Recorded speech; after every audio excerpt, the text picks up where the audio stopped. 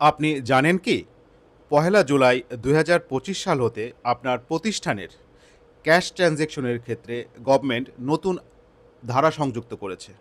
যেখানে বলা আছে স্যালারি, রেন্ট এবং ম্যাটেরিয়াল ব্যতীত মোট খরচের ৫০% বা তার বেশি যদি আপনি ক্যাশে পেমেন্ট করেন, সেক্ষেত্রে আপনার ওই ক্যাশ ট্রানজ্যাকশনের ২৫% ডিসঅ্যালাউ হবে এবং তার উপর আপনার রেগুলার হারে কর ধার্য করা হবে।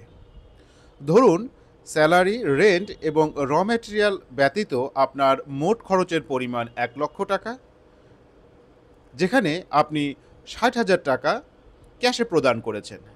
এক্ষেত্রে ৬০,০০০ টাকার উপর ২৫% অর্থাৎ ২০,০০০ টাকা ডিসঅ্যালাউয়েবল এক্সপেন্স হবে এবং আপনার কর হার যদি হয় ২৭.৫%, সেক্ষেত্রে এই ২০,০০০ টাকার উপর ২৭.৫% হারে অতিরিক্ত কর আরোপ হবে, যা একটি কোম্পানির জন্যে অনেকটাই বেশি।